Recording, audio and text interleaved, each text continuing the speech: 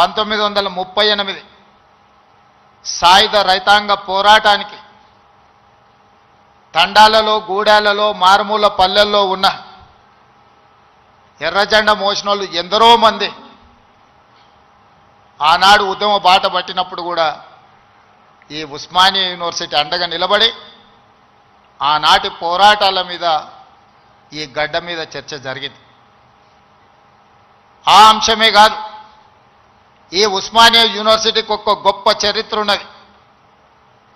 జాతీయ స్థాయిలో హోంమంత్రిగా పనిచేసిన శివరాజ్ పాటిల్ నుంచి మొదలు పెడితే దేశ రాజకీయాలనే శాసించి ప్రపంచ దేశాలతో పోటీ పడగలిగిన ఆర్థిక బలోపేతమైన దేశంగా తీర్చిదిద్దిన పివి నరసింహారావు గారు ఈ ఉస్మానియా యూనివర్సిటీ విద్యార్థిని.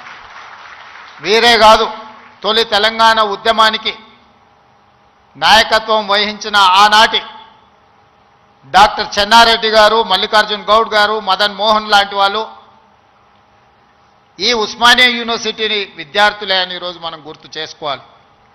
వారే కాదు, ఉస్మానియా యూనివర్సిటీ విద్యార్థి రాజకీయాలలో రాణించి ఉత్తమ పార్లమెంటేరియన్గా ఈ దేశానికి దక్షిణ భారతదేశంలో మొట్టమొదటి ఉత్తమ పార్లమెంటేరియన్గా రాణించిన జైపాల్ రెడ్డి గారు ఈ ఉస్మానియా యూనివర్సిటీ బిడ్డనే. వారి తర్వాతి తరంలో ఒక జార్జ్ రెడ్డి, ఒక గద్దరన్నను అందించిన గడ్డ ఈ ఉస్మానియా యూనివర్సిటీ.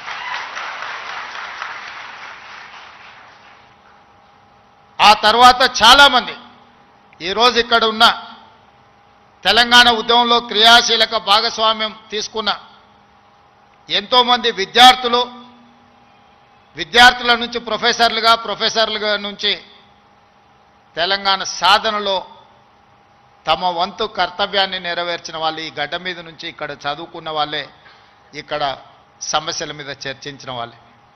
తెలంగాణ సమాజానికి సమస్య వచ్చినా, తెలంగాణ సమాజానికి సంక్షోభం వచ్చినా, తెలంగాణ నలుమూలలో ఏ సమస్య వచ్చినా మొట్టమొదట చర్చ జరిగేది, మొట్టమొదట ఉద్యమానికి పునాది పడేది ఈ ఉస్మానియా యూనివర్సిటీ నుంచే. కేవలం ఉస్మానియా యూనివర్సిటీ చదువుకోవడానికి, ప్రభుత్వ ఉద్యోగాన్ని సాధించడానికి కాదు, ఈ తెలంగాణ సమాజమైన 4 కోట్ల ప్రజలకు ఏ సమస్య వచ్చినా ఆ సమస్య మాదిగా భావించి చదువుతో పాటు పోరాటాన్ని నేర్పిన ఉస్మానియా యూనివర్సిటీ ఈనాడు తెలంగాణ రాష్ట్ర సాధనలో రాజకీయ పార్టీలు, రాజకీయ నేతలు వైఫల్యం చెంది ఇక మా వల్ల కాదు అని కాడి కింద పడేసినప్పుడు ఉస్మానియా యూనివర్సిటీ విద్యార్థులు ఉద్యమ బాట పట్టిన తర్వాతనే ఈ తెలంగాణ రాష్ట్ర సాధన కళ సాకారమైంది. ఇక్కడున్న ప్రొఫెసర్ కోదండరామ్ గారు ఆనాడు పొలిటికల్ జేఏసీకి నాయకత్వం వహించి తెలంగాణ రాష్ట్ర కళను ఈరోజు మనం నిజం చేసుకున్నాం. ఆనాడు చాలామంది చాలా రకాలుగా ప్రయత్నాలు చేశారు. ప్రతి ప్రయత్నంలో ఒక రాజకీయ ప్రయోజనంతో కూడుకున్న నిగూఢమైన ఒక ప్రణాళిక, ఆలోచన ఉండడం వల్ల ఆ రాజకీయ నాయకుల యొక్క రాజకీయ ప్రయోజనం కోసం ప్రయత్నం చేస్తున్నప్పుడు వాళ్ళని సంపూర్ణంగా సమాజం విశ్వసించలేదు. అందుకే తెలంగాణ రాష్ట్ర సాధన వాదాయ పడుతున్న సందర్భంలో ఉస్మానియా యూనివర్సిటీ విద్యార్థులు మలిదశ తెలంగాణ ఉద్యమంలో శ్రీకాంతాచారి అమరుడై మన అందరికీ ఒక హితబోధ, ఒక జ్ఞానోదయం కలిగించి, శ్రీకాంతాచారు అమరుడు అవ్వడం వల్ల శ్రీకాంతాచారి కుటుంబానికి ఎలాంటి ప్రయోజనం లేదు. శ్రీకాంతాచారి బతికుంటే గొప్పోడు అయి ఉండేవాడు, వాళ్ళ తల్లిదండ్రులకు ఎంతో కొంత సహాయం అందించి ఉండేవాడు. కానీ పాలకుల యొక్క ఆలోచనను, రాజకీయ పార్టీల యొక్క విధానాన్ని ప్రజల మధ్యన నిరసన తెలపడానికి తన ఆత్మ బలిదానం ఒక ఉత్ప్రేరకంగా పనిచేస్తుంది అని చెప్పి శ్రీకాంతాచారి మలి తెలంగాణ ఉద్యమంలో మొట్టమొదటి అమరుడై ఈ ఉస్మానియా యూనివర్సిటీ నుంచే తెలంగాణ ఉద్యమానికి పునాదులు పడ్డాయి. ఓ యాదయ్య ఉస్మానియా యూనివర్సిటీ గేటు దగ్గర నిటారుగా నిలబడి పెట్రోల్ పోసుకొని తగలబెట్టుకొని అగ్గిపుల్ల గీరితే కాల్తేనే అమ్మా అనే మనము యాదయ్య జై తెలంగాణ అని చెప్పి తెలంగాణ రాష్ట్ర సాధనలో సమిదై ఈరోజు ఈ ఉస్మానియా యూనివర్సిటీలో ఒక ఈశాన్ రెడ్డి, ఒక వేణుగోపాల్ రెడ్డి ఈ ఉస్మానియా యూనివర్సిటీ నుంచే తెలంగాణ రాష్ట్రం సాధనలో సమిధలైన ఈరోజు చరిత్రలో మనం వాళ్ళని స్మరించుకోవాల్సిన అవసరం ఉన్నది.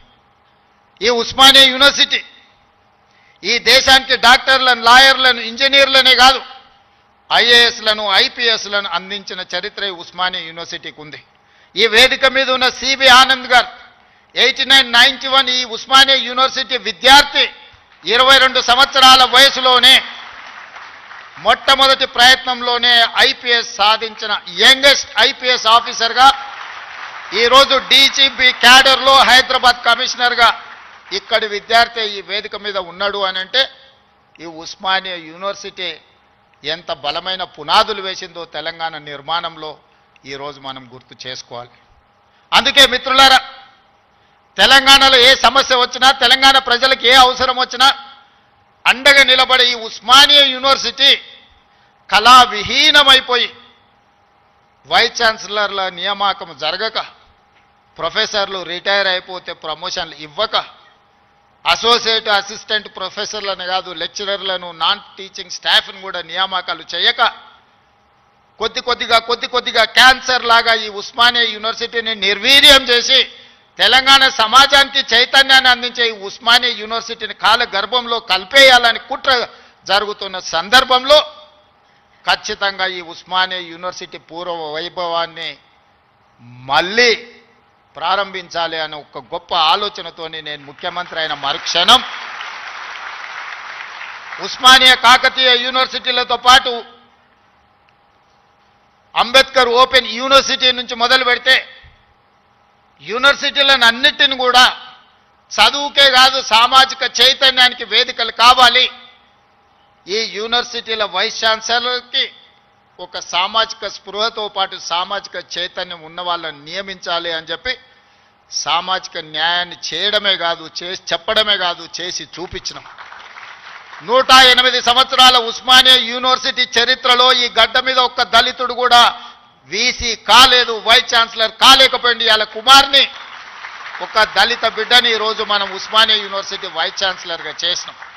దళితుడని చెయ్యలే, ఆయనలో ఉన్న నైపుణ్యాన్ని, చదువును గుర్తించి చదువుకున్నవాడు ఈ సమాజానికి ప్రయోజకుడవుతాడని చెప్పి ఈరోజు ఒక కుమార్ను వీసీగా నియమించడం జరిగింది.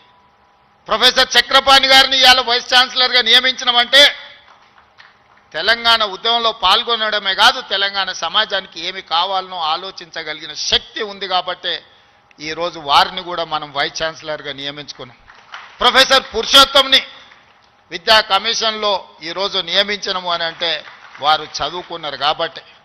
ఇలా విద్యా కమిషన్ను మొట్టమొదటిసారి తెలంగాణ రాష్ట్రంలో ఏర్పాటు చేసుకుంటే అక్నూర్ మురళి ఐఏఎస్ ఆఫీసర్ని దానికి నియమించడం అంటే, ఒక చారగొండ వెంకటేష్ని ఈ యూనివర్సిటీ విద్యార్థిని అందులో సభ్యుడిగా వేసినామంటే ఈరోజు వాళ్ళు చదువుకున్నారు, చైతన్యం ఉన్నది కాబట్టే ఈ సమాజానికి ప్రయోజనం చేకూరాలి అని ఈరోజు బాలలక్ష్మికి కూడా అవకాశం ఇచ్చినామంటే ఈ ఉస్మానియా యూనివర్సిటీ విద్యార్థిని.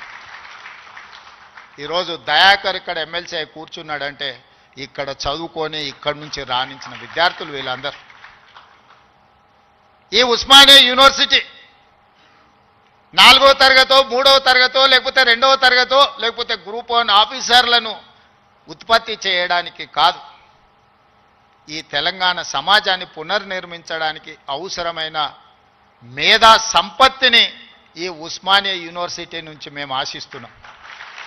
అందుకే ఇవాళ మిత్రులారా 21 సంవత్సరాలలో ఐఏఎస్లు, ఐపీఎస్లై జిల్లా అధికారులుగా పరిపాలన సాగిస్తున్న ఈ సందర్భంలో ఒకనాడు రాజ్యాంగం రాసుకున్నప్పుడు డాక్టర్ బాబాసాహెబ్ అంబేద్కర్ గారు 21 సంవత్సరాల ఓటు హక్కునిచ్చి 25 సంవత్సరాలు శాసనసభ ఎన్నికల్లో పోటీ చేయడానికి ఒక అర్హత పెట్టారు. ఈరోజు మీ అందరి సమక్షంలో ఈ ఉస్మానియా యూనివర్సిటీ నుంచి ఒక కార్యాచరణగా, ఒక ఉద్యమంగా ఆలోచన చేయండి. ఓటు హక్కు రాజీవ్ గాంధీ గారు 18 సంవత్సరాలకు తగ్గించినప్పుడు ఐఏఎస్, ఐపీఎస్లు 21 సంవత్సరాలు నిండిన వాళ్ళు ఈరోజు పరిపాలన సాగిస్తుంటే శాసనసభలో 21 సంవత్సరాలు నిండిన యువకులు ఎందుకు ఎమ్మెల్యేలుగా ఉండకూడదో ఒకసారి ఆలోచన చేయండి. యువ నాయకత్వం ఈ దేశానికి అవసరం ఉన్నది. ఇవాళ ఈ దేశంలో ముఖ్యంగా తెలంగాణ రాష్ట్రంలో 18 సంవత్సరాలు పైబడి 35 సంవత్సరాల లోపల ఉన్న జనాభా 65%. ఇదే దేశం యొక్క సంపద.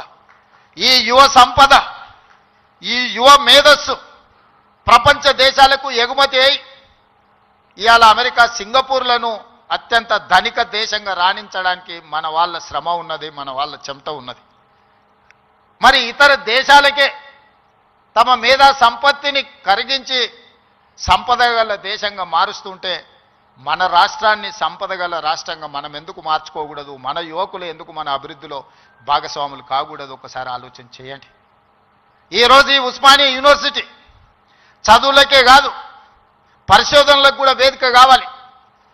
ఈ ఉస్మానియా యూనివర్సిటీ సమస్యల్ని చర్చించడానికే కాదు, సైద్ధాంతిక పరమైన ఆలోచనలు, భిన్న అభిప్రాయాలకు కూడా చర్చకు వేదిక కావాలి. సామాజిక సమస్యల్ని పరిష్కరించుకోవడానికి కూడా ఇక్కడ చర్చలు జరగాలి. సిద్ధాంతపరమైన చర్చలు జరగాలి, సాంకేతికపరమైన చర్చలు జరగాలి. వీటి ద్వారా సమాజానికి మేలు ఒనగూరాలి.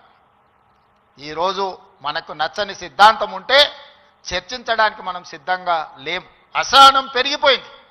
నచ్చని సిద్ధాంతం ఉంటే చర్చించడం ద్వారా, ఆ సిద్ధాంతంలో ఉన్న లోపాన్ని లేవనెత్తి చూపించడం ద్వారా వాళ్ళను ఒప్పించి చర్చల ద్వారా ఓడించి రాణించాలి. కానీ వాళ్ళని అణిచివేసో లేకపోతే వాళ్ళ మీద మన అధికారాన్ని, ఆధిపత్యాన్ని ప్రదర్శించడం ద్వారా ఎక్కువ కాలం ఇది సాగదు.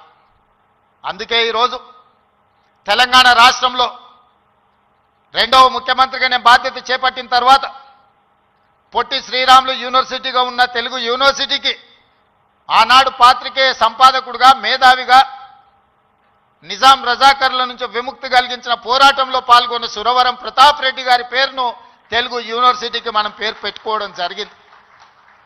మన స్ఫూర్తి ప్రదాతలు వాళ్ళు. IIHT, Indian institute of handloom టెక్నాలజీకి కొండా లక్ష్మణ్ బాపూజీ గారి పేరు పెట్టుకున్నాం మనం. మహిళా యూనివర్సిటీ తెలంగాణలో ఉన్న ఏకైక మహిళా యూనివర్సిటీ. ఆ మహిళా యూనివర్సిటీకి ఆనాడు ఘడీలకు, దొరలకు, జమీందారులకు వ్యతిరేకంగా, రజాకర్లకు వ్యతిరేకంగా నిటారుగా నిలబడి కొట్లాడిన చాకలి ఐలమ్మ పేరు వీరనారి చాకలి ఐలమ్మ యూనివర్సిటీగా ఈరోజు కోటి ఉమెన్స్ కాలేజీని ఒక యూనివర్సిటీగా తీర్చిదిద్ది పోరాటానికి స్ఫూర్తినిచ్చిన వీరనారి చాకలి ఐలమ్మ పేరు ఈరోజు మనం పెట్టుకోవడం జరిగింది. ఇవన్నీ ఎందుకు? ఇవన్నీ మనకి స్ఫూర్తిని నింపడానికి, మనలో పోరాట పటిమను పెంచడానికి. ఆనాడు తెలంగాణ యువత సమస్యల మీద పోరాటం చేసే చైతన్య పరులుగా ఉన్నారు.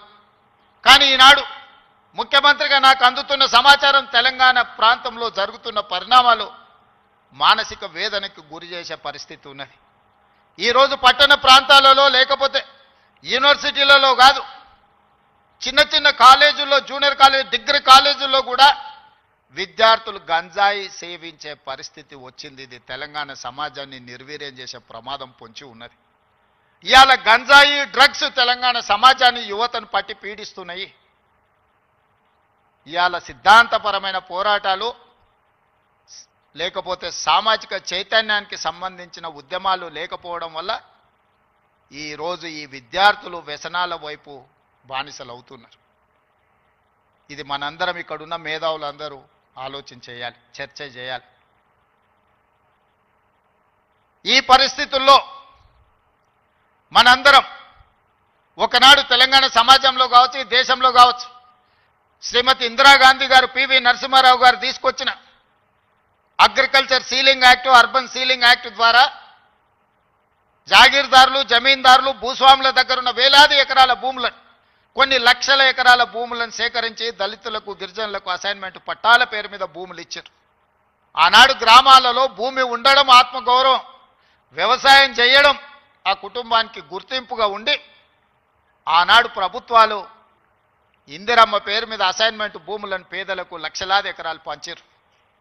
ఆ తర్వాత పోడు భూముల పట్టాలు 25 లక్షల ఎకరాల అసైన్మెంట్ భూముల పట్టాలు దళితుల, గిరిజనులకు ఇస్తే 10 లక్షల ఎకరాల భూములు ఆదివాసీలకు పోడు భూముల పట్టాలిచ్చి ఈరోజు ఈ రాష్ట్రంలో దళితులు, గిరిజనులు భూ యజమానులుగా ఉన్నారు అని అంటే ఆనాడు తీసుకొచ్చిన అగ్రికల్చర్ సీలింగ్ యాక్ట్ అన్న సంగతి ఈరోజు మనందరికీ తెలుసు.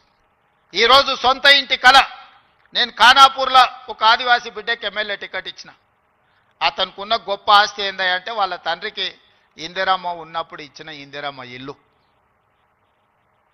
నేను అక్కడ నాగోబా జాతర దర్శించుకోవడానికి ఒక గిరిజన సాంప్రదాయానికి సంబంధించి గుడిని సందర్శించినప్పుడు చైతన్యం కలిగిన యువకుడుగా వాళ్ళందరినీ సమన్వయం చేస్తూ ఒక యువకుడు నాకు కనిపించింది. పిలిచి పేరు అడిగినా నాకు అర్థం కాలే. తర్వాత నా పక్కన వాళ్ళకి చెప్పిన అబ్బాయి ఫోన్ నెంబర్ తీసుకొని, చదువుకున్నాడు, చైతన్యం ఉన్నది, ఫీల్డ్ ఎన్ఆర్ఈజేఎస్లో ఫీల్డ్ అసిస్టెంట్గా పనిచేస్తున్నాడు అని చెప్తే అతన్ని పికప్ చేసుకొని ఎమ్మెల్యే టికెట్ ఇస్తే ఈరోజు ఎడమ బోజు పేరు మీద శాసనసభలో ప్రాతినిధ్యం వహిస్తున్నాడు. దానికి కారణం చదువు, చైతన్యం. ఈరోజు లక్ష్మణ్ మంత్రి అయినా, కుమార్ వైస్ ఛాన్సలర్ అయినా, ప్రొఫెసర్ కాసిం గారు ప్రిన్సిపల్ గారైనా, ఈ యోగితా రాణా గారు వారి సామాజిక నేపథ్యం మీరు తెలుసుకోండి, వారు ఐఏఎస్ ఆఫీసర్ ఇక్కడ చాలామంది రాణించిందంటే చదువు ఒక్కటే కారణం. ఇవాళ చదువును మనం నిర్లక్ష్యం చేసే పరిస్థితి లేదు. ఈరోజు నేను ఉన్న వాస్తవం మీ దగ్గర చెప్పదలుచుకున్నా. నా దగ్గర పంచడానికి భూములు లేవు, మిమ్మల్ని ధనవంతులు చేయడానికి ఖజానా ఖాళీగా ఉన్నది. ఖజానా ఒట్టిపోయి ఉన్నది, భూములేమో లేవు, పంపకాలు జరిగిపోయినాయి. ఈరోజు తెలంగాణలో 1,50,00,000 ఎకరాల వ్యవసాయ యోగ్యమైన భూములు ఉంటే 96% చిన్న సన్నకారు రైతులే, అంటే ఎకరము 2 ఎకరాలు 3 ఎకరాలే. ఇప్పుడు అగ్రికల్చర్ సీలింగ్ యాక్ట్ తెచ్చినా నేను గుంజుకోవడానికి గజం కాదు కదా, ఇంచు భూమి కూడా లేదు. అందుకే మా దళితులకు, మా గిరిజనులకు, మా బలైన వర్గాలకు, మా మైనారిటీ సోదరులకు, మా తమ్ముళ్లకు, మా చెల్లెళ్ళకు నా సూచన ఒక్కటే, మీరు ధనవంతులు కావాలి, మీరు గొప్ప వ్యక్తులు కావాలి అని అంటే రాష్ట్ర ప్రభుత్వం పంచడానికి భూములు లేవు, నింపడానికి ఖజానా లేదు. మీకు నేను ఇవ్వగలిగింది విద్య ఒక్కటే, నాణ్యమైన విద్యనే. మీ తలరాతలను మారుస్తుంది. మీ తలరాతలు మారాలంటే మీరు చదువుకోవాలి. చదువు ఒక్కటే పరిష్కారం. చదువు ఒక్కటే మిమ్మల్ని గుణవంతులు చేస్తుంది, ధనవంతులను చేస్తుంది, శ్రీమంతులు చేస్తుంది. ఈ తెలంగాణ సమాజంలో మిమ్మల్ని భాగస్వాములను చేస్తుంది. చదువుకునే వయసులో మీరు ఇతర వ్యాపకాలకు లోనైతే జీవితాంతం బాధతోని కుళ్ళి కృషించి చావాల్సిన పరిస్థితి వస్తుంది. అందుకే ఒక సామాజిక బాధ్యతగా ముఖ్యమంత్రి అయిన ఎంబడే వైస్ ఛాన్సలర్ను నియమించిన, వాళ్ళనే ఇంటర్నల్ ఒక సబ్ కమిటీ వైస్ ఛాన్సలర్తోనేసి మీ విద్యా ప్రమాణాలు పెంచుకోవాలంటే నేను చేయగలిగింది ఏందో మీరు చెప్పండి. నియామకాలతో పాటు ప్రొఫెసర్ల వయసు పెంచడంతో పాటు నిధుల కేటాయింపు వరకు మీకు ఏం కావాలన్నా మీకు పూర్తి స్వేచ్ఛనిస్తున్నా, మీరు ప్రణాళికలు సిద్ధం చేసుకోండి అని ఆదేశాలు ఇచ్చిన. ఇవాళ తెలంగాణ సమాజంలో సామాజిక న్యాయంతో వైస్ ఛాన్సలర్లు నియమించను. చిన్న వివాదం లేకుండా, ఒక ఆరోపణ లేకుండా మొట్టమొదటిసారి తెలంగాణలో మనం వైస్ ఛాన్సలర్లను నియమించుకోగలిగింది. ఇవాళ పబ్లిక్ సర్వీస్ కమిషన్కి ఒక బలహీన వర్గాలకు సంబంధించిన బుర్రా వెంకటేశంని, ఒక రెసిడెన్షియల్ స్కూల్లో గవర్నమెంట్ హాస్టల్లో చదువుకున్న విద్యార్థి ఈరోజు పబ్లిక్ సర్వీస్ కమిషన్ చైర్మన్గా పనిచేస్తున్నాడు. వీళ్ళందరికీ ఒక చైతన్యం ఉంది, సామాజిక బాధ్యత ఉంది. కష్టాలు చూసి వచ్చారు. పేదరికం వాళ్ళ జీవితంలో ఒక భాగం. కొంతమందికి పేదరికం ఎక్స్కర్షన్. పేదరికం ఎట్లుంటుందో అంటే పట్టణం నుంచి పెద్ద బెంచ్ కార్ వేసుకొని పోయి చూసి పేదరికం ఓహో ఇట్లుంటుందా అని చూసి వచ్చే ఎక్స్కర్షన్ కొంతమంది పెద్దోళ్ళకు. కానీ ఆ పేదరికంలోనే పుట్టి ఆ పేదరికాన్ని అనుభవించి ఆ పేదరికంలో నుంచే అభివృద్ధి పదం వైపు నడిచిన వాళ్ళు ఈరోజు తెలంగాణ రాష్ట్రాన్ని నడుపుతున్నారు. పేదరికం అంటే మాకు కొత్త కాదు, పేదరికం మాకు చుట్టం కాదు, పేదరికం మా జీవన విధానంలో ఒక భాగం. మేము ఆ పేదరికాన్ని చూసి వచ్చినాం. ఆ పేదరికాన్ని పారద్రోలడం మాకంటే ఎక్కువ ఎవరికి తెలియదు. ఎవరి మీద మనం ఆధారపడాల్సిన పని లేదు. అన్ని శక్తి యుక్తులు, తెలివితేటలు, అధికారం నిర్ణయించే శక్తి మన దగ్గర ఉంది. మరి మీరు ఎందుకు దీన్ని ఉపయోగించుకోరని నేను అడుగుతున్నా. ఇవాళ నేను ఉస్మానియా యూనివర్సిటీ ఇక్కడికి రాని విద్యార్థులకు నేను సూచన చేయదలుచుకున్నా. మీకు వ్యతిరేకంగా నిర్ణయాలు చేసేటోళ్ళు, మీకు నష్టం కలిగించేటోళ్ళు, మిమ్మల్ని కష్టపెట్టినోళ్ళను మీరు వ్యతిరేకించండి, నిరసన తెలపండి. మీకోసం పనిచేయాలన్న ఆలోచనతోని మీ ఆలోచనలు తెలుసుకుందామని, మీ సమస్యల్ని చూద్దామని, మీ సమస్యల్ని పరిష్కరించాలని వస్తున్న వాళ్ళని మీరు వ్యతిరేకించడం ద్వారా ఈ అభివృద్ధిని అడ్డుకున్న వాళ్ళం అవుతామా, లేకపోతే అభివృద్ధిని ఇంకా ముందుకు తీసుకెళ్లిన వాళ్ళం అవుతామా? మీరు ఒకసారి ఆలోచన చేయండి. అందుకే ఈరోజు చాకలి ఐలమ్మ యూనివర్సిటీకి పేరు పెట్టడమే కాదు, 500 కోట్ల రూపాయలు ఇచ్చి అభివృద్ధి చేసి ప్రతి తెలంగాణ ఆడబిడ్డ చదువుకోవాలి, రాణించాలి అని చెప్పి చాకలి వీరనారి చాకలి ఐలమ్మ యూనివర్సిటీకి 500 కోట్ల రూపాయలు నిధులు ఇచ్చి ఈరోజు ఒక అద్భుతమైన పోటీ పడగలిగే యూనివర్సిటీగా తీర్చిదిద్దుతున్నాం. మరి ఒక మహిళా యూనివర్సిటీకి 500 కోట్ల రూపాయలు ఇస్తే మా ప్రొఫెసర్ గారు, మా వైస్ ఛాన్సలర్ గారు 5 కోట్లు 10 కోట్లు అడుగుతున్నారా? అడగడానికి కూడా మా వాళ్ళకు పేదరికం ఉన్నది. ఎంత పేదరికం అంటే అడగడానికి కూడా 100 అడిగితే ఏమనుకుంటారో 100నా అని అనుకునే పరిస్థితిలో మా వైస్ ఛాన్సలరు మా అడ్లూరు లక్ష్మణ్ అంటే వాళ్ళ పేదరికం వాళ్ళని పెద్ద నెంబర్ ఆలోచన చేయడానికి కూడా అడ్డుపడుతున్నది. అందుకే నేను యోగితా రాణా గారికి ఆదేశాలు ఇస్తున్నా, ఒక కమిటీ వేయండి, ఇంజనీర్స్ కమిటీ. టోటల్గా ఎడ్యుకేషన్ నుంచి, యూనివర్సిటీ నుంచి ఒక టీంని, రాష్ట్ర ప్రభుత్వం నుంచి, విద్యాశాఖ నుంచి, సాంకేతిక పరమైన ఇంజనీర్లతో పాటు ఎడ్యుకేషన్ సైడ్ నుంచి ఉండే వాళ్ళందరినీ ఒక కమిటీ, చిన్న కమిటీని కూర్చి ఉస్మానియా యూనివర్సిటీ 100% ప్రపంచంతో పోటీ పడగలిగే ఒక స్టాన్ఫర్డ్, ఒక ఆక్స్ఫర్డ్ యూనివర్సిటీ స్థాయిలో మనకేం తక్కువ 3 లక్షల కోట్ల రూపాయల బడ్జెట్ ఉంది. ఎవడో 1,00,000 కోట్లు కట్టింది, కూలింది, పోయింది, 1,00,000 కోట్లు గంగలో పోయింది, గోదావరిలో పోయింది. మీకోసం ఒక 1000 కోట్లు ఖర్చు పెట్టడానికి మాకేమన్నా దరిద్రం ఉందా? నేను స్పష్టంగా చెప్పదలుచుకున్నా, ఈ సంవత్సరం విద్యాశాఖ కోసము 40,000 కోట్లు ఖర్చు పెట్టిన 40,000 కోట్లు ఈ సంవత్సరం young India integrated residential schools 100 నియోజకవర్గాల 100 young India integrated residential schools, ఒక్కొక్క స్కూల్కి 25 ఎకరాల స్థలం, 200 కోట్లు, 20,000 కోట్ల రూపాయలు ఈరోజు యంగ్ ఇండియా ఇంటిగ్రేటెడ్ స్కూల్స్కి నేను సంతకం పెట్టి ఇచ్చిన. యంగ్ ఇండియా స్కిల్స్ యూనివర్సిటీకి 500 కోట్లు పెడుతున్నాం. యంగ్ ఇండియా స్పోర్ట్స్ యూనివర్సిటీకి ఈరోజు 100 కోట్లు పెడుతున్నాం. యంగ్ ఇండియా పులీస్ స్కూల్స్కి ఈరోజు మనం 100-200 కోట్లు ఖర్చు పెడుతున్నాం. నేను అడుగుతున్న మిత్రులారా, ఈ ఉస్మానియా యూనివర్సిటీకి ఏమి ఇచ్చినా తక్కువే, ఎంత ఇచ్చినా తక్కువే. ఇది చరిత్ర కాలగర్భంలో కలవద్దు. ఇది చరిత్రకు ఎప్పుడు నిటారుగా నిలబడ్డ సజీవ సాక్షిగా ఉండాలి ఉస్మానియా యూనివర్సిటీ. ఏం కావాలనో అడగండి, అడగకపోతే మీ పేదరికమే, అడగకపోతే మీదే పేదరికం. అది నా తప్పు కాదు, అది మీ తప్పు, మీ పేదరికం తప్పు. మీ ఆలోచనల్ని సవరించుకొని, అంచనాలను వేసుకొని ఏమేం కావాలనో చెప్పండి, అన్నిటిని ఇచ్చే బాధ్యత నాది. దీన్ని ఒక అద్భుతమైన యూనివర్సిటీగా, ఈ యూనివర్సిటీ లేకపోతే తెలంగాణకు చరిత్రనే లేదు. తెలంగాణ చరిత్రను నిక్షిప్తం చేసే యూనివర్సిటీ ఉస్మానియా యూనివర్సిటీ. తెలంగాణ పదానికే ప్రత్యామ్నాయం ఉస్మానియా యూనివర్సిటీ. అలాంటి తెలంగాణకు ప్రత్యామ్నాయమైన ఉస్మానియా యూనివర్సిటీ, సిద్ధాంతాలకు వేదికైన ఉస్మానియా యూనివర్సిటీ, ఓ గద్దరన్నను, ఓ జార్జి రెడ్డిని ఇచ్చిన ఉస్మానియా యూనివర్సిటీ, ఓ జైపాల్ రెడ్డిని, ఓ పివి నరసింహారావుని ఇచ్చిన ఉస్మానియా యూనివర్సిటీని తెలంగాణ రాష్ట్ర సాధనలో ముందు భాగాన నిలబడి తెలంగాణ సాధించిన ఉస్మానియా యూనివర్సిటీని ఇలా గాలికి వదిలేయడం బాధ్యతను ఒకసారి ఆలోచన చేయండి. అందుకే మిత్రులారా, ఏమైనా అంచనా వేసుకోండి, ఏమేం కావాలనో నాకు చెప్పండి. మళ్ళీ నేను వస్తా. ఠాగూర్ ఆడిటోరియం కాదు, ఠాగూర్ ఆడిటోరియం కాదు. మా వీసీ గారికి, మా పోలీస్ సిబ్బందికి చెప్తున్నా, ఆ ఎల్ల నేను వచ్చిన రోజు క్యాంపస్ లోపల ఒక్క పోలీసు కూడా పెట్టకండి.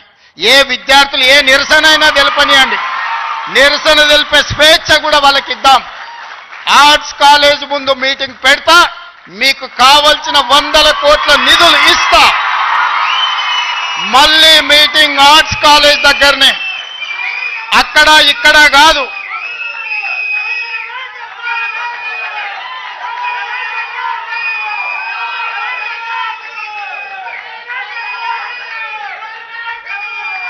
ఆర్ట్స్ కాలేజ్కి వచ్చిన రోజు డీజీపీ గారికి, సిటీ కమిషనర్ గారికి నేను ఆదేశాలు ఇస్తున్నా, ఒక్క పోలీస్ కూడా క్యాంపస్ లోపల ఉండొద్దు, నేను వస్తా. ఎవరు వీళ్ళు? మా తమ్ముళ్ళు, మా చెల్లెళ్ళు తండాలలో, గూడాలలో, మారుమూల పల్లెల్లో పేదరికం రుచి చూసి అభివృద్ధి జరగాలి, డాక్టర్లు, లాయర్లు, ఇంజనీర్లు కావాలి, ఐఏఎస్లు, ఐపీఎస్లు, ఐఎఫ్ఎస్లు అయి ఈ దేశ నిర్మాణంలో భాగస్వాములు కావాలని ఇక్కడికి వచ్చిన వాళ్ళను ఆనాడు ఉన్నాయన గొర్రెలు, బర్రెలు, చేపలు పెంచుకోండి అంటే ఈరోజు డాక్టర్లు, లాయర్లు, ఇంజనీర్లు కాండి, ఐఏఎస్లు, ఐపీఎస్లు కాండి అని నేనంటున్నా. నేను రావద్దా? ఎందుకు రావద్దు? గొర్రెలు, బర్రెలు, చేపలు పెంచుకునేటోనికి నేను రావద్దని కోరుకుండొచ్చు, కానీ డాక్టర్లు, లాయర్లు, ఇంజనీర్లు, ఐఏఎస్లు, ఐపీఎస్లు అయ్యే విద్యార్థులకు నేను రావద్దని నన్ను అడ్డుకోవాలన్న ఆలోచన ఎందుకు ఉంటుంది? ఒకవేళ అడ్డుకుంటే వాళ్ళు వేసే యక్ష ప్రశ్నలకు సమాధానం చెప్పే చిత్తశుద్ధి నాకుంది. తెలివి ఉందా లేదా పక్కన పెడితే నాకు చిత్తశుద్ధి ఉంది. నా చిత్తశుద్ధిని ఎవరు ప్రశ్నించలేరు, ఎవరు శంకించలేరు.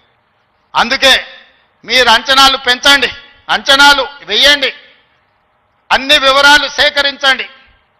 డిసెంబర్ మాసం మనకు అత్యంత కీలకమైన మాసం. Miracle month is December. క్రిస్మస్ని మిరకల్ మంత్ అంటారు, అద్భుతాలు జరిగే నెల అంటారు. డిసెంబర్ 9, 2009కి చరిత్ర పుటలలో ఒక గొప్ప పేజీ ఉన్నది. మొట్టమొదటి తెలంగాణ రాష్ట్ర ప్రకటన డిసెంబర్ 9, 2009 నాడు జరిగింది. అందుకే డిసెంబర్ నెల అంటే నాకు అత్యంత ఇష్టం. మళ్ళీ డిసెంబర్లో ఆర్ట్స్ కాలేజ్ దగ్గర మీటింగ్ పెట్టండి, నేను వస్తా. మీకేం కావాలో అక్కడికక్కడ అన్ని మంజూరు చేసి జీవో ఇచ్చిపోతా. మొత్తం లెక్క పెట్టండి, ఏం పనులు కావాలో నాకు చెప్పండి. అన్ని రిక్రూట్మెంట్స్తో సహా మీరు ప్రణాళికలు చేసుకోవాల్సింది. నేను మంజూరు చేసేదే నా బాధ్యత.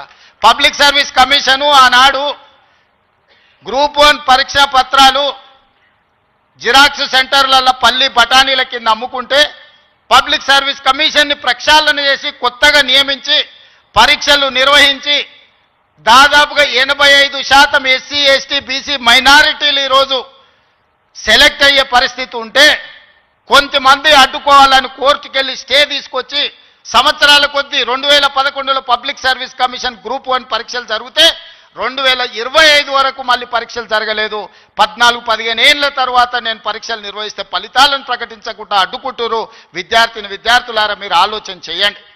60,000 ప్రభుత్వ ఉద్యోగాలు ఒక్కొక్కరి తలలు లెక్కబెట్టి ఎల్పీ స్టేడియంలోనే వాళ్ళ కుటుంబాలు, వాళ్ళ తల్లిదండ్రులను పిలిచి నియామక పత్రాలు అందించి 60,000 ప్రభుత్వ ఉద్యోగ ఖాళీలను మొదటి సంవత్సరంలోనే భర్తీ చేసిన. విద్యను పెంచాలి, విద్యను పంచాలి అని 11,000 మంది టీచర్లను 55 రోజుల్లో నోటిఫికేషన్ వేయడమే కాదు, రిక్రూట్ చేసి నియామక పత్రాలు అందించిన తెలంగాణ రాష్ట్రంలో కొన్ని కారణాల వల్ల ఎస్సీ కేటగరైజేషన్, ఇతర అంశాల వల్ల రిక్రూట్మెంట్ను వాయిదా పెట్టినా ఈరోజు ఆ సమస్యను పరిష్కరించుకొని దాదాపుగా ఇంకో 40,000 ఉద్యోగాలను రాబోయే 6 నెలల నియామకాలు చేపట్టి 2.5 సంవత్సరాలు పూర్తి చేసుకునే లోపల 1,00,000 ఉద్యోగాలు భర్తీ చేయాలి ప్రభుత్వంలో అని ప్రయత్నం చేస్తున్నా. ఇతర దేశాలు, ఇతర రాష్ట్రాలు పర్యటించి పెట్టుబడులు తెచ్చి ప్రైవేట్లో దాదాపుగా 20 నెలల 1,50,000 ఉద్యోగాలు ఈరోజు ప్రైవేటు రంగంలో మనం కల్పించినాం. ఈరోజు తెలంగాణ రాష్ట్రము అభివృద్ధి చెందిన రాష్ట్రంగా ఈరోజు వేగంగా ప్రయాణం చేస్తుంది. Self collection of revenue, law and order, policing ప్రతిదీ దేశంలోనే నెంబర్ 1 రాష్ట్రంగా ఈరోజు కేంద్ర ప్రభుత్వం గుర్తించింది. నేను చెప్పట్లేదు, కేంద్ర ప్రభుత్వం నివేదికలు చెప్తున్నాయి. శాంతి భద్రతలను కాపాడడం నుంచి మొదలు పెడితే ఈరోజు నిత్యావసర వస్తువుల ధరలను నియంత్రించడంలో, ఇన్ఫ్లేషన్లో కూడా Telangana is lowest inflation state in the country. 1.5. బయట రాష్ట్రాలకి జాతీయ స్థాయిలో 8% ఇన్ఫ్లేషన్ ఉంటే ఇతర రాష్ట్రాల 6-7% ఉంటే నిత్యావసర వస్తువులను నియంత్రించి 1.5% ఇన్ఫ్లేషన్ ఉన్న రాష్ట్రంగా తెలంగాణ మొట్టమొదటి స్థానాన్ని ఆక్రమించింది. ఎన్నడైనా ఆలోచన చేసిండ్రా? సన్న బియ్యం ప్రతి పేదవాడికి 3,10,00,000 మందికి ఈరోజు సన్న బియ్యం తింటున్నారంటే 60 రూపాయల కేజీ ఉన్న సన్న బియ్యం ఇవాళ 45 రూపాయలకే మార్కెట్లో దొరుకుతున్నాయి. అంటే 3,10,00,000 మందికి ఈరోజు రాష్ట్ర ప్రభుత్వం సన్న బియ్యం ఇవ్వడం. రేషన్ కార్డు అడగాలంటే అదో అమెరికా వీసా లాగా ఉండే ఒకనాడు. ఇవాళ ప్రతి పేదవాడికి రేషన్ కార్డు ఇచ్చి ఇంటింటికి వెళ్ళి నీకు రేషన్ కార్డు కావాలన్నా తీసుకో అని చెప్పి ఈరోజు ఇస్తున్న ప్రభుత్వం మనది కాదా? ఈ ప్రభుత్వం ఉన్నదే మీకోసం. వీటిని అమలు చెయ్యాలి అంటే నియమ నిబంధనల ప్రకారం మనం పని చేయాలి. ఉద్యోగ నియామకాలు ఇవ్వాలి అంటే నేను నోటిఫికేషన్ ఇవ్వాలి, ప్రభుత్వ శాఖలలో ఖాళీలను తెచ్చుకోవాలి, రేషనలైజేషన్ చేయాలి, ఎక్కడెక్కడ ఖాళీలు ఉన్నాయో గుర్తించాలి, ఆ ఖాళీలను పబ్లిక్ సర్వీస్ కమిషన్కో పోలీస్ కమిషన్కో లేకపోతే మెడికల్ అండ్ హెల్త్ డిపార్ట్మెంట్ ద్వారానో ఈరోజు నియామకాలు చేపట్టడానికి ఒక ప్రాసెస్ ఉంది. ఆ ప్రాసెస్ ప్రకారం మనం ఈరోజు చేసుకుంటున్నాం. ఒకనాడు నోటిఫికేషన్ల కోసం మీరు ధర్నాలు నిరసనలు చేసేది. నేను మీద నోటిఫికేషన్లు ఇస్తే అశోక్ నగర్ చౌరస్తాలో అమీర్పేట చౌరస్తాలో రోజు నిరసనలు, ఇన్ని నోటిఫికేషన్లు మాకు వద్దని మొట్టమొదటిసారి తెలంగాణ రాష్ట్రంలో నోటిఫికేషన్లు తగ్గించడం ఉద్యమం జరిగింది. అందుకే మిత్రులారా, మీకు అనుమానాలు ఉంటే నివృత్తి చేస్తా. కొన్ని రాజకీయ పార్టీలకు కొంతమందికి అధికారం పోయినా కడుపుమంట ఉంటుంది, బాధ ఉంటుంది, దుఃఖం ఉంటుంది, ఆవేదన ఉంటుంది. కొడుకులను ఏమేమో చేద్దాం అనుకుంటే ఎందుకు కాకుండా పోతురని తండ్రికి ఆవేదన ఉంటుంది. ఆవేదనతో ఆరోగ్యం కూడా దెబ్బతింటుంది. మీరు వాళ్ళ ఉచ్చులో పడితే ఎట్లా? నేనెవరినే? మీరందరు కలిసి చేస్తేనే ముఖ్యమంత్రి అయినా కదా. నేను ఆకాశం నుంచి ఊడిపడ్డానా? అమెరికా నుంచి వచ్చినా? ఏ నుంచి వచ్చినా? నల్లమల్ల అడవుల నుంచి కొండారెడ్డిపల్లి నుంచి వచ్చిన గా ప్రొఫెసర్ కాసింది మాది పక్క ఊరే. మీ ఊరు నుంచి, మీ దగ్గర నుంచి గవర్నమెంట్ స్కూల్లో చదివి మీతో పాటు 20 ఏళ్ళు ఉండి జడ్పీటీసీగా, ఎమ్మెల్సీగా, ఎమ్మెల్యేగా, ఎంపీగా 20 సంవత్సరాలు మీతో పాటు ఉండి, మీతో పాటు పెరిగి, మీతో పాటు మీరు ఆశీర్వదిస్తేనే ఈరోజు తెలంగాణ రాష్ట్రానికి ముఖ్యమంత్రి అయినా. చదువుకోవడానికి గుంటూరు పోలేదు, లేకపోతే పూనా పోలేదు, లేకపోతే అమెరికా పోలే. నేను చదివింది ఇక్కడనే, పెరిగింది ఇక్కడనే, ఎన్నికైంది ఇక్కడనే. మా తాతలు ముత్తాతలు ఎవరు పెద్ద పెద్ద పదవులలో లేరు. మా నాయన పేరు చెప్పి నేను ఇక్కడికి రాలేదు. కష్టపడి మీరు ఆశీర్వదిస్తే ఇక్కడికి వచ్చిన. చెట్టు పేరు చెప్పి చింతకాయలు అమ్మదలుచుకోలేదు నేను. కొంతమంది చెట్టు పేరు చెప్పి అమ్ముకునే ప్రయత్నం చేస్తారు. అట్లాంటి వాళ్ళని చూస్తున్నాం. వాళ్ళకి బాధ ఉంది, దుఃఖం ఉంది, కోపం ఉంది. ఎందుకంటే ఉన్న పదంగా ఒక రైతు బిడ్డ ముఖ్యమంత్రి అయితే ఎట్లా? దొరల చేతులు ఉండాల్సిన పెత్తనం పేదోళ్ళ చేతులకు పోతే ఎట్లా అని వాళ్ళకి ఆవేదన ఉంటుంది. అర్థం చేసుకోవచ్చు వాళ్ళ ఆవేదన ఏందో. అట్లాంటి వాళ్ళ ఉచ్చుల పడకండి. సమస్య ఉంటే నాకు చెప్పండి. నా మంత్రులందరూ అందుబాటులో ఉన్నారు. మీ మంత్రి లక్ష్మణ్ ఎవరే? మీ మధ్యలో ఉండేటోడే కదా. పొన్నం ప్రభాకర్ ఎవరే? విద్యార్థి రాజకీయాల నుంచి వచ్చినోడే కదా. ఏ పేరైనా తీసుకోండి. ఈరోజు నా మంత్రివర్గంలో ఉన్నోళ్ళు మీకు అందుబాటులో ఉండనోళ్ళ? మీరు కలిస్తే చెబితే విననోళ్ళ? ఇవాళ ప్రొఫెసర్ కోదండరామ్ గారిని ఎమ్మెల్సీగా చేసినాం. ఎందుకు? మీ సమస్యలు విని చట్టసభలలో ప్రస్తావిస్తాడని. కుట్ర చేసి సుప్రీంకోర్టుకి వెళ్ళి కొట్టేపించారు. నేను మళ్ళీ చెప్తున్నా, సార్ 15 రోజులలో మళ్ళీ ఎమ్మెల్సీకి పంపుతాం. ఎవడడ్డం వస్తాడో చూద్దాం. ఎందుకంటే ప్రజాస్వామికంగా ప్రజల సమస్యల్ని ప్రస్తావించే వాళ్ళు చట్టసభలో ఉండాలనేది నా ఆలోచన. అలాంటి వాళ్ళను పంపించినప్పుడు వాళ్ళకు కూడా పదవి ఉండొద్దని సుప్రీంకోర్టు వరకు పోయి కోట్ల రూపాయలు పెట్టి పెద్ద పెద్ద న్యాయవాదులను తీసుకొచ్చి ప్రొఫెసర్ కోదండరామ్ సార్ని ఎమ్మెల్సీగా తొలగించారు. ఏం పైశాచికానందం ఇది? ఏం శునకానందం? సార్ ఒక్కడు ప్రొఫెసర్గా ఉంటే తప్ప, ప్రొఫెసర్ గారు ఎమ్మెల్సీగా ఉంటే తప్ప? మీ ఇంటిల్లి పాది మంత్రులు ఉండొచ్చు, ముఖ్యమంత్రి ఉండొచ్చు, ఎమ్మెల్సీలు ఉండొచ్చు, ఎంపీలు ఉండొచ్చు, అన్నీ మీ కుటుంబం ఉండొచ్చు. కానీ పొలిటికల్ చేసి చైర్పర్సన్గా పనిచేసిన కోదండరామ్ గారు ఒక ఎమ్మెల్సీ ఉంటే మీ దుఃఖమేందని అడుగుతున్నా. నా మీద తీటుందంటే నేను అర్థం చేసుకుంటా. ఆ సార్ ఏందే పాపం, ఇంటి తలుపులు వలగొట్టినా ఏమనలే సారు. నేనైతే చెంపలు వలగొడుతుంటే ఆయనను కూడా ఉండొద్దు ఎమ్మెల్సీగా అంటే ఎట్లాంటి ఆలోచనలతో ఉన్నారో ఒకసారి ఆలోచన చేయండి. నేను కాకుండా ఇంకెవరని ఉంటే కుమార్ గారు వైస్ ఛాన్సలర్ అవుతుండేనా? మీరు చెప్పండి, మీరు ఆలోచన చేయండి. జానయ్య గారు అక్కడ అవుతుండేనా వైస్ ఛాన్సలరు? ఈ సామాజిక చైతన్యం ఆనాడు దయాకర్ ఉద్యమంలో యాక్టివ్గా ఉన్నాడు కదా. 10-12 ఏళ్ళు పాపం ఏది రాకుండా అందరు అడ్డం పడ్డారు కదా. ఇవాళ ఎమ్మెల్సీ అయ్యింది కదా దయాకర్ కూడా. ఇవన్నీ ఎందుకు అవుతున్నాయి? బాలలక్ష్మి మీ బిడ్డనే కదా, మీ యూనివర్సిటీలో పెరిగిన అమ్మాయే కదా. ఈరోజు ఈ రాష్ట్ర ప్రభుత్వాన్ని నడిపే దాంట్లో భాగస్వామి అయింది కదా. నేను మీకు విజ్ఞప్తి చేసేది ఒకటే, అపోహలకు లోన్ కాకండి. అబద్ధాల సంఘాలు ఉంటాయి, దానికి అధ్యక్షులు ఉంటారు, తండ్రి కొడుకులు. ఆ అబద్ధాల సంఘం చెప్పి అబద్ధాలను మీరు నమ్మకండి. ఈ అబద్ధాల సంఘము ఊరంతా వాట్సాప్ అని, సోషల్ మీడియా అని, ఆ మీడియా అని అడ్డగోలుగా సంపాదించింది ఖర్చు పెట్టి అబద్ధాలన్నిటిని కూడా అందులో పెట్టి ఈ మనం పిల్లలందరూ కష్టపడి సాంకేతిక నైపుణ్యంతో ఏఐ తెస్తే ఏఐ పెట్టి సెంట్రల్ యూనివర్సిటీ దగ్గర ఏనుగులు సింహాలు ఉన్నాయి, వాటిని మేము చంపుతున్నామని పెట్టారు. తెలంగాణలో ఏనుగులు అనేటివే లేవయా, సింహాలు అనేటివే లేవు. మానవ రూపంలో ఉన్న మృగాలు ఉన్నాయి, అవి ఫామ్ హౌస్లలో ఉన్నాయి. వాటిని నిర్బంధించడానికి వలలేయండి. మదర్ ట్రైన్లను బంధించడానికి గోతులు దొవ్వండి. లేని ఏనుగులను లేని సింహాలను సెంట్రల్ యూనివర్సిటీలో ఉన్నాయి, వాటిని నేను చంపేస్తున్నా అని చెప్పి సోషల్ మీడియాలో ఆర్టిఫిషియల్ ఇంటెలిజెన్స్ను ఉపయోగించి అతి తెలివితేటలన్నీ ప్రదర్శించి అడ్డుకున్నారు. ఎంతకాలం అడ్డుకుంటారు? ఏది ఇష్టం లేదు వాళ్లకు. ఏదన్నా మనం వచ్చినాక చేస్తా అన్నది ఏదన్నా ఇది మంచిగా ఉంది, ఇది బాగుంది అన్నారా? గంజాయి డ్రగ్స్ను నిర్మూలించడానికి ఈగల్ ఫోర్స్ అని తెచ్చినాం. అది ఎందుకయ్యా రద్దు చేయండి అన్నారు. చెరువుల పేరు మీద, ఫామ్ హౌస్ల పేర్ల మీద చెరువులు ఆక్రమించుకొని గండిపేట, ఉస్మాన్ సాగర్, హిమాయత్ సాగర్లను ఆక్రమించుకొని పెద్ద పెద్ద ఫామ్ హౌస్లు కట్టుకుంటే కూలగొట్టడానికి హైడ్రా తెచ్చిన. లేదు హైడ్రాని కూలగొట్టండి అంటారు. మన వరదలు వచ్చినప్పుడు సామాన్యులు చెప్తారు, సార్ మా ఇళ్ళకి నీళ్ళు వచ్చినా, మా టీవీలు, ఫ్రిడ్జులు, మంచాలు, మా ఆస్తి అంతా తడిచిపోయింది, ఏం చేయాలి సార్ అని. సన్న బియ్యం ఇస్తే ఇచ్చేదే లేదండి, రేషన్ కార్డు ఇస్తే వద్దండి. ఏది చేసినా వద్దంటురు. ఈ వద్దనేటోళ్ళని ఏమనాలో మీరే చెప్పుర్రి. ఏదన్నా ఒక్కటన్నా అభినందించినా 20 నెలల్లో అన్ని ఇచ్చిపెట్టుండ్రి.